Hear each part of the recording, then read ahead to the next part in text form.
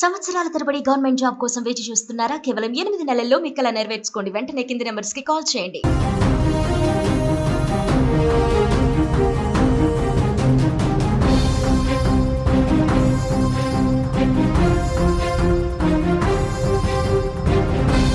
Sensational updates అందుతున్నాయి. ఉగ్రదాడిపై జరుగుతున్న విచారణలో ఇంటెలిజెన్స్ ఊహించని ఎవ్వరూ అంచనా వేయలేని నిజాన్ని బయటపెడుతోంది.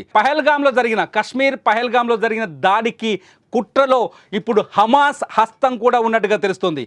హమాస్ ఉగ్రవాద సంస్థ ఇజ్రాయిల్లో రక్తపాతాన్ని సృష్టిస్తోంది, బీభత్సాన్ని సృష్టిస్తోంది.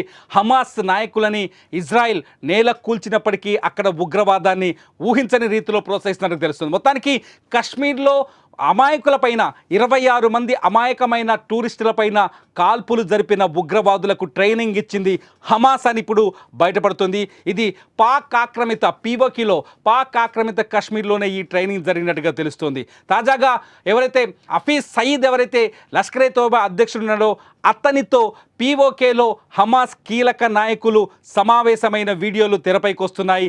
ఆ హమాస్కి భారీ ఎత్తున పీఓకేలో హమాస్ నాయకులు వచ్చేటప్పుడు అక్కడ ఉగ్రవాద సంస్థలు ఉగ్రవాదులందరూ భారీ ఎత్తున ర్యాలీ తీసినట్టుగా కొన్ని వీడియోలు తెరపైకి వస్తున్నాయి. ఇవి పీఓకేలో జరిగినట్టుగా తెలుస్తుంది. ఈ మధ్య కాలంలో కొద్ది రోజుల క్రితమే, అంటే ఎప్పుడైతే పహల్గామ్ దాడికి కొన్ని రోజుల ముందే ఈ సమావేశం జరిగినట్టుగా తెలుస్తుంది. మనం విజువల్స్లో చాలా స్పష్టంగా చూడొచ్చు.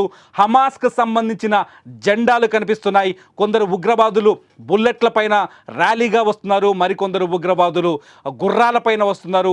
ఇందులో చాలా స్పష్టంగా హమాస్ జెండాని, ఇక్కడ పాకిస్తాన్లో తిష్టవేసిన అనేక ఉగ్రవాద సంస్థల జెండాలతో పాటు 3 రంగులు అంటే బ్లాక్, వైట్, గ్రీన్తో కనిపిస్తున్న ఈ 4 రంగులతో కనిపిస్తున్న జెండా హమాస్కు సంబంధించిన జెండా. ఈ జెండాలతో మనకు విజువల్ స్క్రీన్ పైన చూస్తున్నాం. అంటే హమాస్ చాలా విచిత్రమైన దాడులకు పాల్పడింది ఇజ్రాయిల్లో. అక్టోబర్ 7, 2024 టెల్ అవీవ్లో అక్కడ ఆ సంస్థ 1 ఇయర్ సెలబ్రేషన్ జరుగుతున్న టైంలో హమాస్ దాడికి పాల్పడింది. ఈ మెరుపు దాడిలో హమాస్ చేసిన ఈ మెరుపు దాడిలో దాదాపు 1200 మంది అమాయకులు ప్రాణాలు కోల్పోయారు. అందరూ సెలబ్రేషన్ మూడ్లో ఉన్నప్పుడు హమాస్ విరుచుకుపడింది.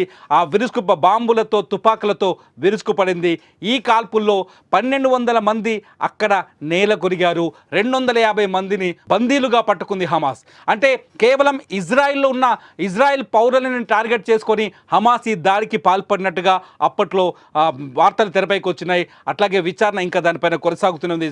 ఇజ్రాయెల్ రాయబారి చాలా స్పష్టంగా హమాస్కి పాకిస్తాన్లో తిష్టవేసి ఉన్న లష్కరే తోయబాకి సంబంధాలు ఉన్నట్టుగా ఇజ్రాయెల్ రాయబారి కూడా కొన్ని కీలకమైన వ్యాఖ్యలు చేశారు. ఈ నేపథ్యంలో కాశ్మీర్ దాడుల వెనుక హమాస్ హస్తం కూడా ఉన్నట్టుగా మనకు అర్థమవుతుంది. ఎట్లయితే టెల్ అవీవ్లో హమాస్ సెలబ్రేషన్స్ మూడ్లో ఉన్నప్పుడు, ప్రజలు సంతోషంగా ఉన్నప్పుడు దాడికి పాల్పడిందో సేమ్ అదే కాశ్మీర్ పహల్గామ్లో కూడా రిపీట్ చేసింది లష్కరే తోయబాకి సంబంధించిన ది రెసిస్టెంట్ ఫ్రంట్.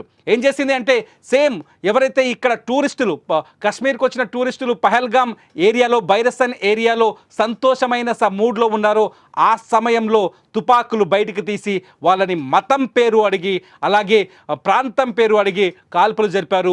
అంతేకాదు భారత ప్రధాని మోదీ పేరును వాడుతూ వెళ్ళి మోదీకి చెప్పుకోండి అంటూ కేవలం పురుషులను మాత్రమే టార్గెట్ చేసి కాల్పులు జరిపారు. 26 మంది అమాయకులు ఎటువంటి యుద్ధానికి కానీ ప్రభుత్వానికి కానీ ఎటువంటి తిరగబడలేని నిస్సహాయులపైన కాల్పులు జరిపారు ఉగ్రవాదులు. మొత్తం ఈ ఆపరేషన్లో 4 కీలకంగా పనిచేసినట్టుగా తెలుస్తుంది. ఆ 4 ఉగ్రవాదులకు సంబంధించిన డీటెయిల్స్ని పోలీసులు ఇప్పటికే చేతిలో పెట్టుకున్నారు. కాశ్మీర్లో మొత్తం ఈ ఆపరేషన్లో 10 మందికి పైగానే పాల్గొన్నట్టుగా సమాచారం అందుతుంది. వీళ్ళంతా లష్కరే తోయబా సంబంధించిన ఉగ్రవాదులు. పీఓకేలో వీళ్ళంతా ట్రైన్ అయినట్టుగా తెలుస్తుంది. హమాస్ నుంచి దిగుమతి చేసుకున్న టెక్నాలజీని వాడుకున్నట్టుగా తెలుస్తుంది. గతంలో హమాస్ ఇజ్రాయిల్లో ఎటువంటి దాడులకు పాల్పడిందంటే దాడి చేసేటప్పుడు ఆ దాడుల్ని తమ కెమెరాలతో, కొన్ని సీక్రెట్ కెమెరాలతో లేకపోతే తలపైన టోపీలకు అమర్చిన కెమెరాలతో రికార్డ్ చేస్తూ ఆ దాడుల విజువల్స్ని దగ్గర పెట్టుకుంటుంది. ఆ తర్వాత ఇతరులను బెదిరించడానికి ఆ విజువల్స్ని వాడుతుంది. సేమ్ ఇప్పుడు పహల్గామ్లో జరిగిన దాడిలో కూడా అదే విధంగా ఉగ్రవాదులు ప్రవర్తించినట్టుగా తెలుస్తోంది. తెలుస్తోంది. దాడులు జరిపే సమయంలో మతాన్ని అడిగి కాల్చేయటం. ఇజ్రాయెల్లో కూడా ఇజ్రాయెల్ పౌరుడివా కాదా నువ్వంటూ టెల్ అవీవ్లో అక్కడ సెలబ్రేషన్స్లో అమాయకుని కాల్చేటప్పుడు మీరు ఇజ్రాయెల్ పౌరులా కాదని అడుగుతూ కాల్చి చంపేశారు. సేమ్ ఇక్కడ పహల్గామ్లో కూడా మీరు హిందువులా అంటూ పేర్లు అడుగుతూ కాల్పులు జరిపారు. అంటే హమాస్ ఏ విధమైన అమాయకులపై ఏ విధంగా దాడులకు పాల్పడిందో అదే విధంగా పహల్గామ్లో కూడా కశ్మీర్లో ఉగ్రవాదులు కూడా అదేవిధంగా దాడులకు పాల్పడినట్టుగా తెలుస్తుంది. అంటే ఇక్కడ హమాస్కి లష్కరే తోయిబాకి సంబంధాలు చాలా స్పష్టంగా బయటపడుతున్నట్టుగా తెలుస్తుంది. లష్కరే తోయిబా ఇజ్రాయిల్లో విధ్వంసానికి సహకరిస్తే హమాస్ భారత్లో విధ్వంసానికి సహకరించినట్టుగా మనం ఇక్కడ అర్థం చేసుకోవాల్సి ఉంటుంది. పాక్ ఆక్రమిత కశ్మీర్లో హమాస్ నాయకులు లష్కరే తోయిబాతో భేటీ అయ్యారు. లష్కరే తోయిబాతో పాటు జైషే మహమ్మద్ ఇలా అనేక రకాల ఉగ్రవాద సంస్థలు ఈ సమావేశానికి హాజరైనట్టుగా తెలుస్తుంది. ఆ విజువల్స్ని మీరు స్క్రీన్ పైన చూస్తున్నారు. మీరు స్క్రీన్ పైన చూస్తున్న ఈ విజువల్స్ అవే కొద్ది రోజుల క్రితం పీఓకేలో హమాస్ నాయకులకి స్వాగతం పలుకుతూ అక్కడి ఉగ్రవాద సంస్థకు సంబంధించిన మిలిటెంట్లు స్వాగతం పలుకుతూ చేసిన ర్యాలీ ఇది. ఈ ర్యాలీకి సంబంధించిన విజువల్స్.